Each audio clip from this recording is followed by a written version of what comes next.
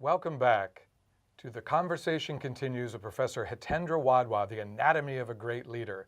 We received so many wonderful questions. We want to get to as many of those as possible. Sound good? Yeah. All right, let's get get started. All right, one of the questions I really love that came in was from Smita. How can we cultivate a culture of mindfulness in an organization where being heard is more important than being quiet? Beautiful question. I think more and more organizations in general are starting to get very respectful, if not very actively invested in this, these kinds of interior practices and creating the spaces for it, for example, etc. I would say that if you are seeking to be an agent of change in a organization that hasn't yet fully embraced this, right, top down, then think about certain small steps that you are in a position to help make happen there. For example, starting a certain kind of like Friday program, encouraging, if it's possible, the facilities and the HR people to help set up a room, where people can go for quiet reflection. Helping to just do some small experiment within your own team. So be that stone that is thrown in the water that starts a ripple, right? And the initial little kind of foray of just putting the stone is very inconsequential, but the ripple can actually be very multiplicative over time. So if within your sphere of influence, you can take one or two practices and start, for example, in our Institute of Personal Leadership, one of the things that we do is start every meeting with a mindfulness moment. And sometimes it's just a moment where we're all quiet to reconnect with our core and eliminate the debris of what's happening on the outside in our life so that we're not distracted. We can bring our best selves for the purposeful mission or whatever it is that the meeting is about. And sometimes that moment of mindfulness is about us actually having one of us speak us through to get us to a place of inspired commitment to whatever it is that we are collectively engaged in that meeting, to talk about the significance of that, to talk about the beauty of the possibilities ahead and what we are here to do. So, that's an example of a small little practice that, any or all of us could start just in our own little domains. Great. I'm going to combine two questions because they're kind of on the same theme. So one of them is, do good leaders have specific genetic traits, or can all leadership habits be acquired? And then if not, if they don't have it when they step into that position, how do we coach and help those leaders? Where do we start to bring that level of understanding? Yeah. The genetic sort of view has been with us, I think, for a while. This notion that, leaders are born, and some people are just naturally so much X, Y, Z.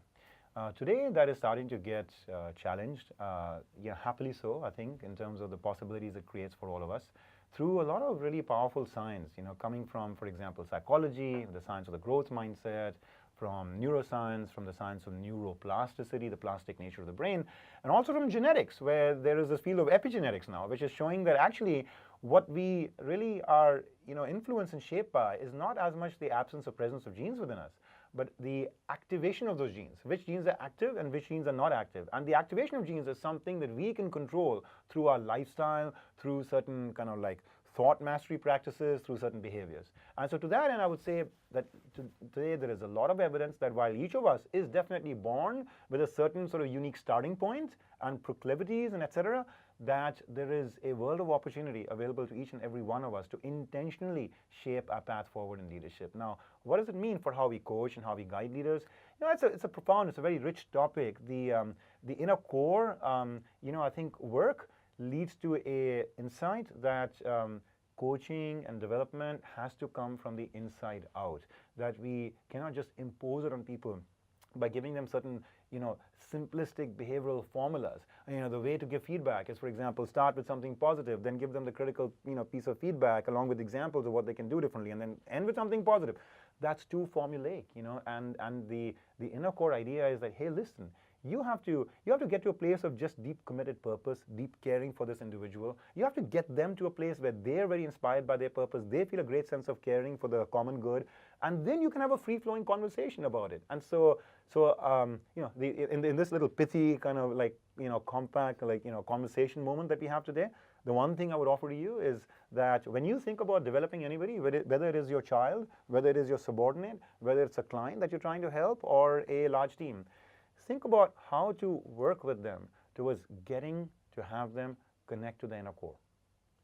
Yeah, and so Chandrajit asks, so real leadership is the right balance. That's the operative word, I think. The right balance between inner core and exterior presentation, how the leader demonstrates his or her value, vision to others. So it's knowing that inner core first, and then being the outward presentation. Yeah, I mean, it's a Opposed to wonderful the other way way of thinking around. about it. It's a wonderful way of thinking about it.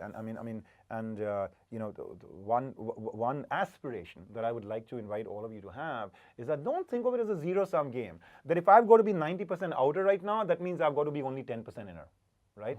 Think of it as 100% plus 100%. You know, one of the spiritual masters, Yogananda, that I have just a lot of fondness for, you know, he once said, be in the world, but not of the world. So how can you live in that, you know, dual state where there is 100% of anchoring in your inner core and at the same time 100% of attention and engagement and support for the person right in front of you? I mean, you know, just think about how you drive a car. You don't have to like trade off. You know, there's, you know, where you're going to pay attention. Of course, you have to pay attention to how much distance there is before the bumper of the next car ahead of you. And at the same time, you have to pay attention to the long view, right? Or what's happening sort of like, you know, like several hundred, you know, meters, you know, beyond your car, right? And so that's this aspiration in the inner core and outer mastery, you know, outer impact aspects of leadership. Right, and that takes, to see the car in front, that's emotional intelligence too. Yes. You know, I mean, you know, there's a lot of inner work we can do, but if it doesn't come out through emotional intelligence and to the other human being, then it's all for nothing. In fact, to your point, you know, the more you're masterful of your emotions, and therefore connected more with your core, the more you have freed up your energy and attention to focus on the other person, to focus on the situation, because you're not grappling with a lot of inner storms and inner demons. Right. You know, you're free from within, joyfully available from within, to be fully invested and give 100% of yourself. Right.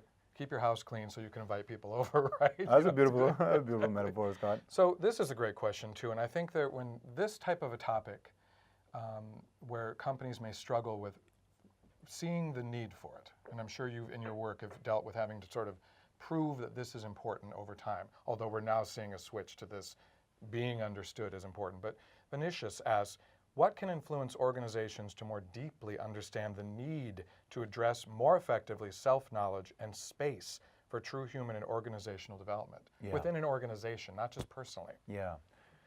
Well, so let me just assume that you are somebody who has great intentions about wanting to help influence, whether it's a client of yours or your own organization.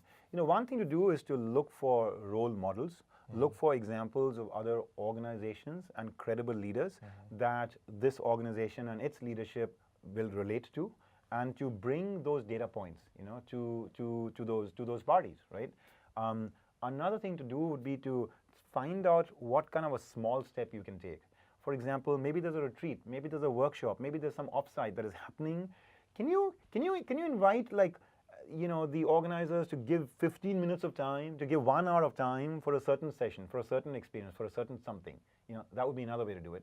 A third way to do it is to see if there are some key influencers, some people in positions of influence within the organization.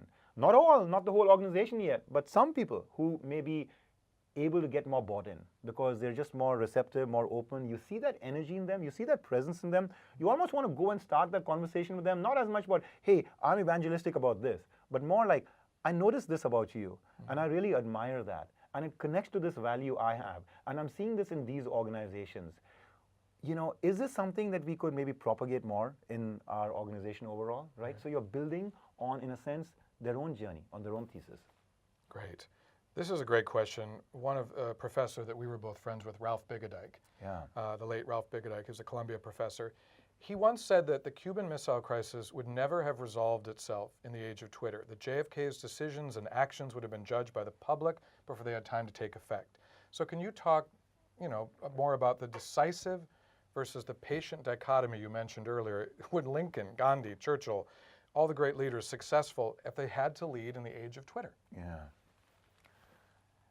Powerful question, powerful question. You know, I'm also very moved right now because you have reminded me about a dear colleague and a dear friend. Yes, absolutely. And, you know, the one regret I have is that before he passed away, I was not able to really learn as much from him as I would have liked.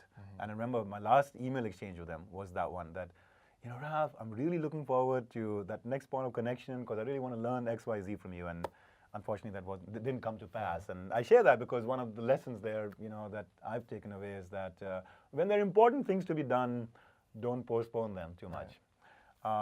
Yeah, about that question. See, yes, in some ways we are living in very unique times, and it does appear that the kind of pressures and the speed and the complexity and the demands and the expectations are just, exponentially higher today than they were before.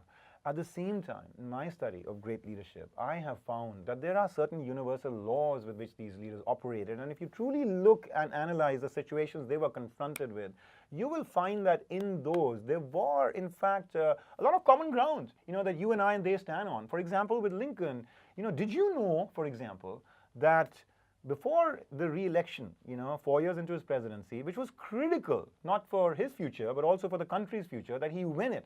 Before the re-election, up until like a couple of months before, he was slated to lose. The public opinion was against him. And then suddenly at the last minute, the Union forces win a decisive battle in Atlanta and cut off the Confederacy supplies and all of that. And suddenly it looks that they're on the ascendancy again, the Union forces. And suddenly the people who were starting to get to be against Lincoln because they felt that he was at the present moment causing such bloodshed in the country, which was being left unresolved because the Civil War was not ending, and they would rather just like do away with this war because they'd already lost 3 of their sons. They didn't want to lose the 4th son now. These same people now started to see a ray of hope in this victory in Atlanta and turned towards supporting him rather than wanting to be pacifists and shut out the war independent of what conditions were imposed by the South, etc. That just happened 2 months before. What is the principle we can learn from it?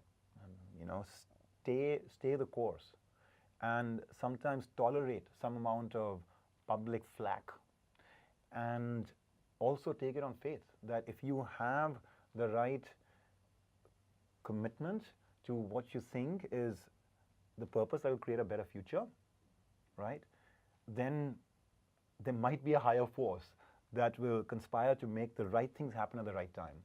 And even if you don't live to see it, it is the contribution you have made to the world. Susan B. Anthony is an example of somebody who did not live to see it. Her aspiration to have women's suffrage in America, women's right to vote. At the same time, a few years after her passing, we passed a constitutional amendment to give women the right to vote, and a lot of it had to come from the work that she had done and others around her. And so, the same can be true of many things going on around us today. We don't have perfect control. We don't have perfect capacity to influence the timing and the contours with which change and impact will happen. And that's what you learn from these leaders. Sometimes you go fast, and sometimes you go slow.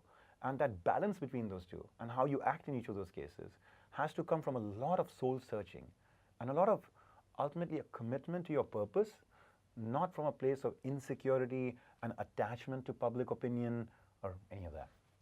And the truth of the matter is that leaders, people, we live in the time we live in.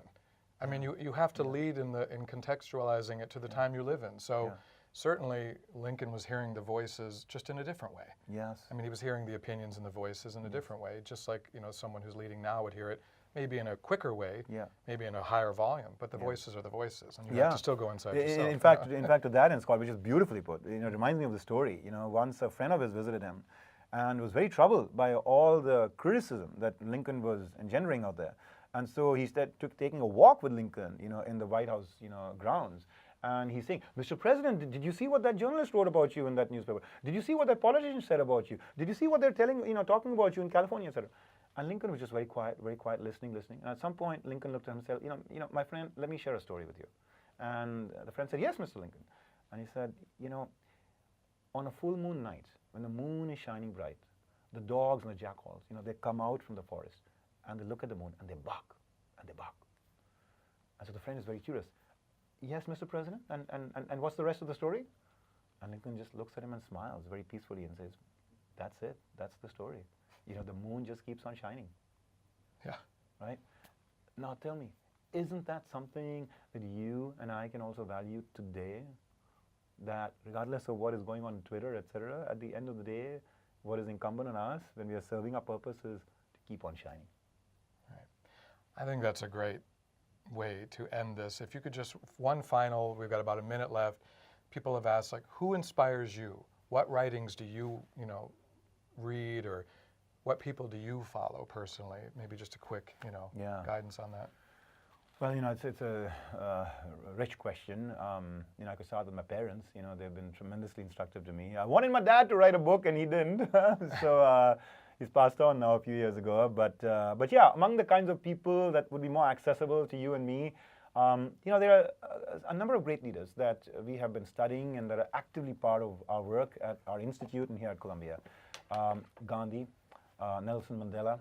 I've already spoken about Susan B. Anthony and Abraham Lincoln, Steve Jobs, Warren Buffett, Mother Teresa, incredibly inspiring people, any or all of them.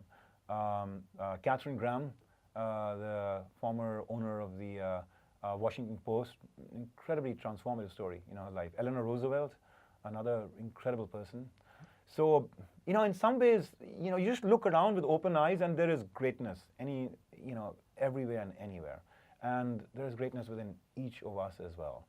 And so my ultimate inspiration over these last several years has just come from being the presence of people who have been going on these paths, learning with us, and who have curated through their own lives and brought out stories about their family members, about their own struggles and their own triumphs and their own journeys. And yeah, it's been very humbling when you realize at the end of the day that you as faculty don't have to bring a lot of, in a sense, like acquired light from the outside.